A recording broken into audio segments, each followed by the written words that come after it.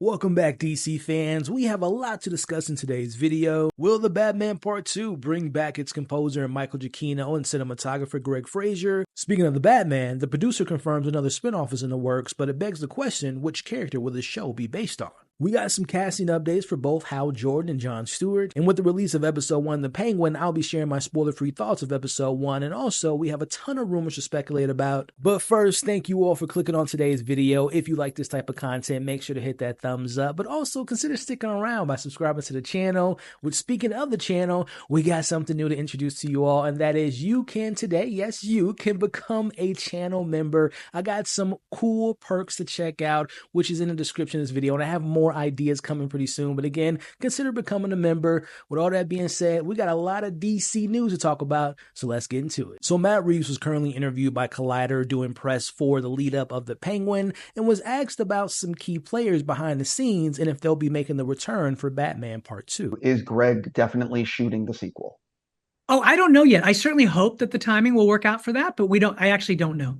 That we're not to the place where we know that yet, but we'll see. I hope that that's the case, because he's, I just love working with him. I think he's the best. I love working with Greg, and I certainly hope that we'll continue on the Batman 2. So we'll see, but it comes down to timing and whether or not our schedules can align. But what about Giacchino? Michael?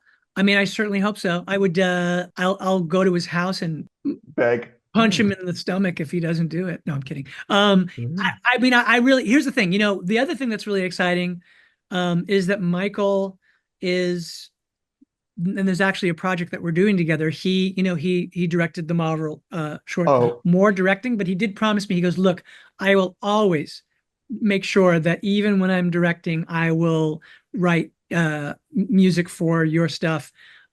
So I'm hoping that that's the case, that again, that timing will work out. I suppose it would be hard if he was in the middle of directing something at that moment, but I certainly hope that that's the case. So based on Matt Reeves' response, and it seems like he has a pretty good relationship with Michael Giacchino, or some type of blood oath that he'll always work with Matt Reeves. So I'm pretty confident if Michael Giacchino is making a movie, which by the way, he is a great filmmaker. Check out Werewolf by Night, what he did with on Disney Plus with the MCU. But I think that him and Matt can figure something out. And the way movies mostly work is when they're off shooting principal photography, the composer is doing the score, right? So it's normally do the movie, shoot the movie, and then do the score after. And obviously everything can change, but I feel like they can make it work. I would love to have Michael Giacchino back to, again, bring back those keys from the first Batman, introduce a new score. So I feel pretty confident that Michael Giacchino will return. But going into the cinematographer, who I'm a big fan of, which is Greg Fraser, will he be back? Because just like Michael Giacchino, Greg Fraser is in high demand, and nothing's set in stone, but the rumor with WB projects in the works, Doom Messiah may be in production next year, which is kind of funny considering if you follow a lot of behind the scenes, Greg Fraser shot the Batman first, and like the Batman and Doom Part 1 was like shot around the same time, and then obviously he did Doom Part 2, and now he might be coming back for the Batman Part 2 and then Doom Messiah. So if he's not doing Batman, he's doing something in Doom, so it's only right that he'll be doing Doom Part 2 and then doing Doom Messiah. It just only is fair. But on a more serious note, if it is said to be true that Doom Messiah, which I don't think will go in production next year, but if I'm being honest, I would be so disappointed if Greg Fraser wasn't able to return, because I just thought his collaboration with Matt Reeves and obviously other people behind the scenes, they did such a great job of bringing that vibe and that aesthetic to the first Batman. And I don't know if I would feel entirely comfortable if they brought in a new cinematographer, which, by the way, if they bring someone else in new story, can take some of the things that Matt Reeves and Greg Fraser did in the first one and add their own sensibilities to it, their own style, which, by the way, if I'm throwing a hat in the ring, if Greg Fraser isn't back, which I would want him to come back, I know a guy by the name of Roger Deakins, the greatest cinematographer of our time, if you ask me. He would be a great fill-in, but it's been a couple years since he's done a movie, but I know he will come back and do a Batman if Matt Reeves asks him. But in all seriousness, I think Michael Giacchino will find a way to fit into a schedule to compose the Batman Part 2. And I think based on, again, Greg Fraser was able to do the Batman Part 1, Dune 2, and do some other works at the same time, I'm sure he can fit into a schedule and bring back the greatness that we got for the Batman Part 1 and bring that into Batman Part 2. But I beg the question in the comments below, what do you think about Michael Giacchino coming back? Greg Fraser may or may not coming back. And if they don't come back, who would you like as replacements? Let's talk about it in the comments below. Now, another question I was asked in that same interview, which by the way, you can find the full interview in the description of this video, but the question was, do you have to watch The Penguin in order to understand The Batman Part 2? The Batman 2, and will not have seen the Penguin series. So is it one of these? That won't matter at all. That you know what I mean? Like, yeah, each of these experiences can be. Here's the thing. I think that in terms of it being like an epic crime saga, it is something that's deepened by watching all of it. But the truth of the matter is that each one, of course, needs to live on its own. So the Batman lives on its own. The Penguin series lives on its own. The Batman 2 will live on its own, but it will be deepened by your having. You won't have to be prepared for what happened. You'll just understand that that's the entry point of where this character is coming in, and the events that unfold are unfolding in a way where it's not like, oh, gee, I needed to see those 8 episodes of that show, or I don't understand what's going on. It doesn't really work that way. I love that answer because after seeing the first episode of The Penguin, I 100% believe what he's saying. The show is such a character-driven story, and while it's in the world of Batman, it is a singular gangster story focusing on Oz and the different families fighting over the power in Gotham, and I would assume that the Penguin ends up on top. Now, I say that the Penguin's going to probably end up on top is because if you watch my last video, I talked about how Matt Reeves said that it is confirmed that we will have Colin Farrell back as Oz in the Batman Part 2, and I think it's safe to assume that he will be the kingpin of Gotham, but obviously we have to see what happens in the Penguin. But yeah, I love this idea that we can have a movie, bring a character from a film. Obviously, Marvel's doing that with Disney Plus, but I feel more confident in the way that Matt Reeves is doing it so far, especially after I'll talk about the first episode of the Penguin. But bring a character into the show, focus on them, build their world, build their mythology, build their backstory and the complexities of the character, and then reintroduce them in the sense of like, this is what happened. Because I'm pretty sure what Matt Reeves is going to do, and he's talked about this in previous interviews, the idea was to have what's going on in the Penguin TV show to be like the first act of the Batman, having Oz coming up, going against the Falcons and, Salvatore Maroni's in the world and have him become the Kingpin. But obviously they now have 8 episodes to explore that. So it was already in the works to have Oz become the character that we know from the comics. But I think they're still going to do it where they're going to show you certain events, not just do the same thing they did in the show, but show you certain events of how he has become potentially the Kingpin of Gotham. So I love his answer, and I love that it's not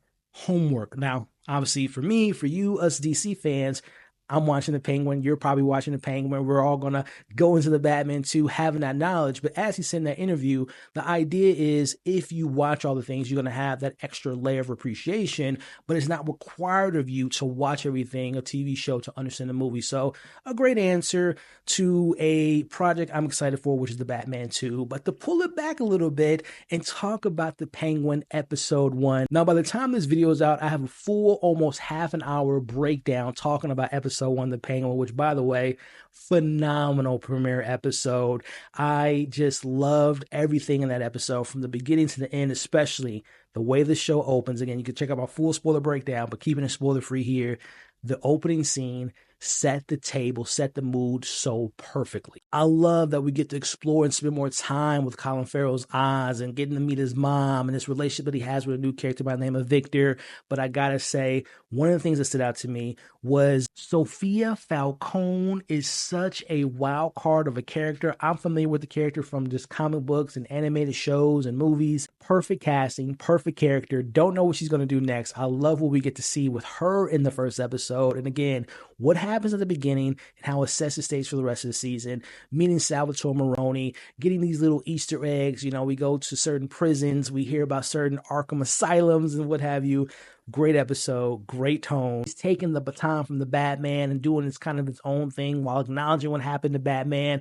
There's little sprinkles of what happened with the Riddler. We see the ramifications of the flood. So if you couldn't tell, phenomenal episode. It's one of my favorite premiere episodes all of this year and one of my favorite premiere episodes in a very long time. So again, check out my full breakdown, spoiler breakdown, talking about the character motivations, my theories, my predictions, my little deeper meanings. Check out that video. But again, the Penguin episode 1 came out of the gate, hitting home runs, stealing bases, scoring 3-pointers, dunking the ball, touchdown. It was a great first episode. So let me know what you all thought of the Penguin episode 1 in the comments below. Now, after the Penguin, is there any other spinoffs in the works? Well, according to producer Dylan Clark, There is. So let's take a look at this article from the direct.com as it says that the Batman spinoff series is in development, confirms the Penguin producer. The Penguin starring Colin Farrell is right around the corner, which by the way, like I said, by the time this video is out, the Penguin episode 1 will be available. However, there were also plans for more spinoffs, one focused on Gotham's police department and another about Arkham Asylum itself. Sadly, in July, Reeves told Variety that HBO had dropped both ideas.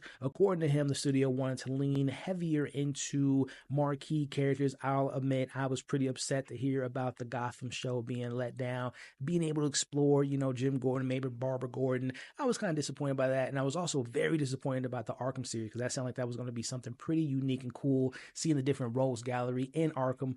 I was pretty upset by that news, but let's continue to see what they have to say with this article here. Direct spoke with the Penguin executive producer Matt Reeves and Dylan Clark at the press roundtable for the upcoming HBO series, during which Clark revealed that another spinoff series in the, gotta love this title, the Batman epic crime saga is in development. Initially, the interviewer asked about Sophia Falcone, who in the time in the show, she's, yes, you'll no spoilers, but when you see the first episode of The Penguin, you understand that she was in Arkham during the events of the first Batman show. So the question was kind of centered around, well, we know that Sophia was in Arkham. Was the Arkham spinoff series in any collaboration? Was there any storylines from Sophia being in there into the show? And he pretty much said no, but within answering that question, Clark then casually confirmed that he and Reeves are continuing to develop another spinoff series, but, this is their response here, but her ideas and story elements regarding to Sophia Falcone would relate to Sophia. There are new ideas of her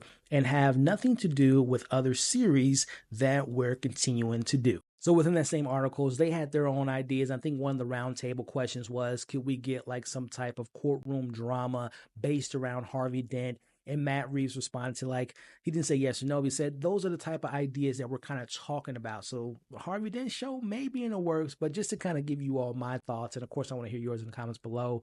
What characters would you like to see a spinoff series in the Batman crime saga? Who would you like to see next? For me, like I had said, I would be interested in a Harvey Dent show, first being introduced in the Batman Part 2, not having him become the Two-Face, but by the end, having him become the new DA in the Batman Part 2, and then have a series, a courtroom drama, him going against different people within the court system, him going against different crime bosses within the Gotham realm. But then by the end of the series, we have him slowly becoming Two-Face, and then he fully becomes a Two-Face in the Batman Part 3. Now, some other ideas I have is I wouldn't be upset about exploring someone like Hush, who is said to be a potential villain of the Batman Part 2, or what about someone who's also potentially been said, like Clayface, him having like a serial killer Dexter series would be interesting, or you have someone like Selena Kyle as Catwoman. Last time we saw her, she was heading off to Bloodhaven. That would be kind of interesting to explore her character more. Or what about a Robin series going into Dick Grayson's backstory? That would be pretty interesting. So those are my thoughts. Let me know your thoughts of who you would like to see a spinoff series in the comments below. Let's switch gears and get into the DCU and talk about the latest news involving casting for both Hal Jordan and Jon Stewart. Now, this comes as a rumor, so take this with a grain of salt, but this is coming from theworldofreal.com/blog. They talked about some of the potential directors that may be directing some episodes, and one of the names that came up was Sean Durkin.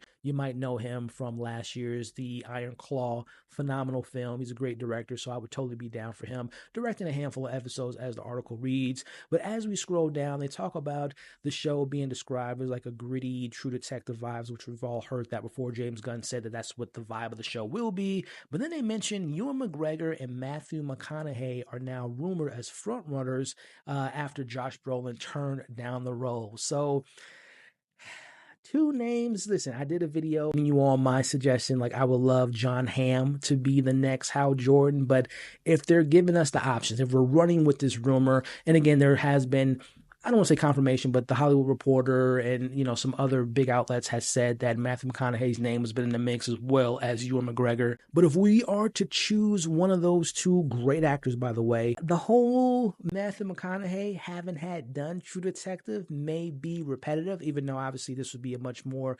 fantastical version of True Detective with the rings and all the stuff that they can do with the rings. So I don't know if it'll be too competitive for Matthew McConaughey to do that role. So Ewan McGregor, I love him as an actor. He was also, we know he was in the DC EU as the Black Mask. So I'm I'm torn with this one. If you guys had to choose, if you were given the opportunity to be James Gunn, Peter Safran, and the executive producer and showrunner of this new Lantern show, who are you choosing? Right now, my gut's telling me, even though it would be kind of repetitive, I want to see Matthew McConaughey in a role, but I can also see Ewan McGregor. Obviously, we know him as Obi-Wan Kenobi. He's had his own Padawan. He can kind of have that mentorship. So I wouldn't be mad if either one of them didn't get it. Obviously, like I said, I want John Hamm to get it, but I'm kind of 50-50. I wouldn't be mad if either one of them got it, but let me know who would you pick in the comments below. But sticking to rumors, let's talk a little bit about the rumored actor who may be up for the front runner for Jon Stewart. Now, again, take this with a grain of salt. This is coming from the scooper Daniel RPK. Calvin Harrison Jr. is said to be considered as Jon Stewart. Now, first and foremost, again, check out my other video. I talked about my fan casting of who I would like to see potentially play the role of Jon Stewart. But let me take this moment to talk about Calvin Harrison Jr. Big fan of his work. I think he is one of the most underrated actors under 30, whether it be Loose, whether it be Waves, and all the other phenomenal projects I've seen him in. He is a phenomenal actor in the same way I feel about up-and-coming actors like Aaron Pierre, John Boyegas of the world, Daniel Kaluuya of the world. There's so many young black actors that are just doing their thing, and he's definitely in that category for me. This is one of those scenarios where that is a phenomenal actor.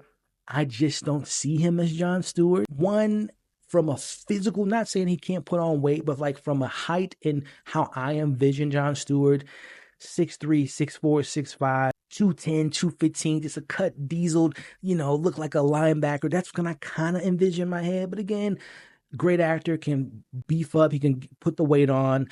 The height, obviously, you have to shoot things at a different angle. Again, phenomenal actor, but I just don't personally see him as a Hal Jordan. Again, check out or Hal Jordan as a Jon Stewart. But again, check out my fan casting for the role. But I want Calvin in the DCU, so if we can make that happen, I would love it. But again, I don't personally see him as Jon Stewart. But let me know what you all think. Number one, Calvin, great actor, but let me know what you all think of that, him being in the running, and who are your fan casting for Jon Stewart? Let me know in the comments below. So we're going to round this video out and talk about some of the big rumors I found online. Most of them are, all of them are for the Batman Part 2. So again, take this with a grain of salt. Nothing's been confirmed, but we're going to go kind of speed round style with this one. So first and foremost, as you all can see, coming from the Hollywood Scoops, I'm not too familiar with their account and how accurate they are with things, but they've heard that Catwoman is a potential spin-off series. It's undecided whether it be a movie or HBO series, but he wants Zoe to reprise her role in that spin-off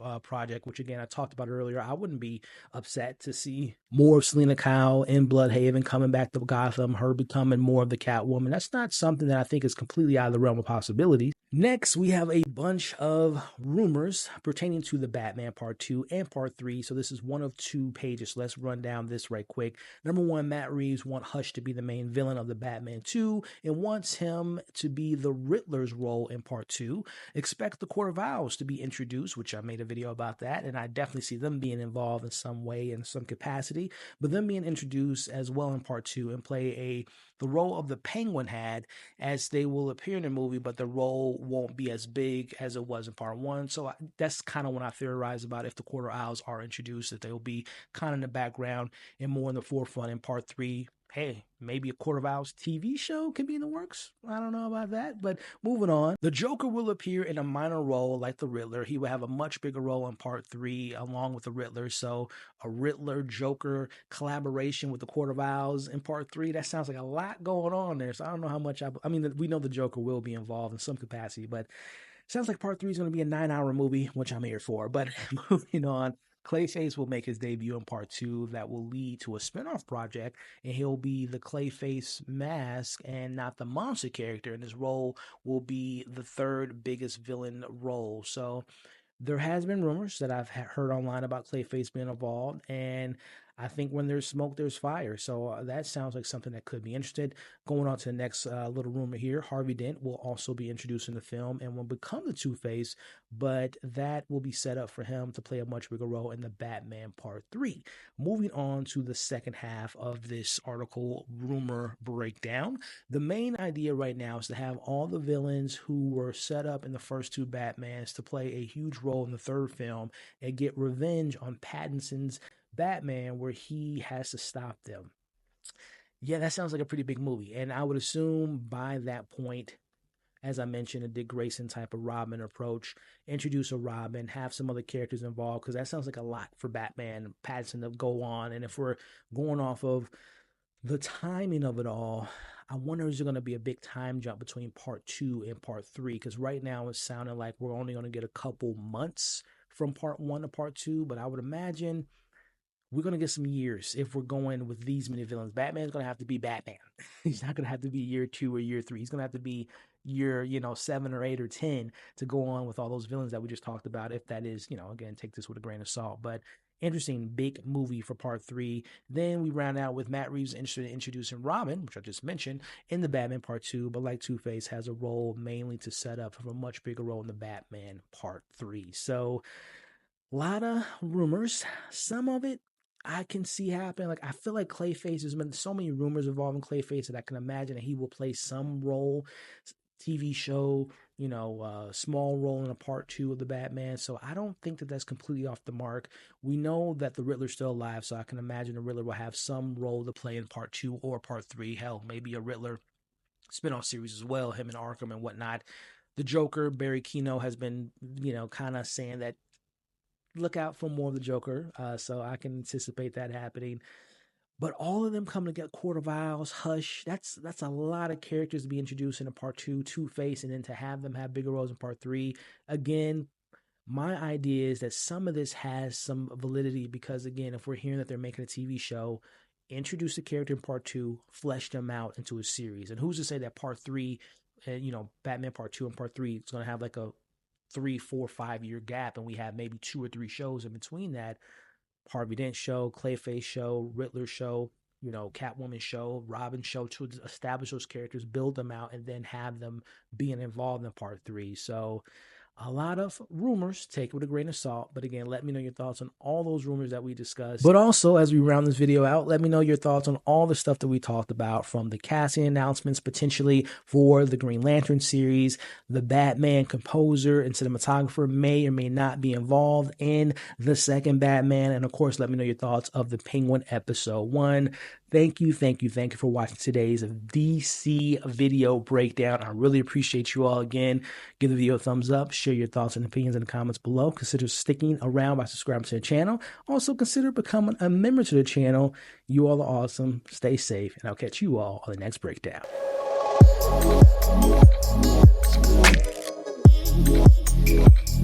Yeah.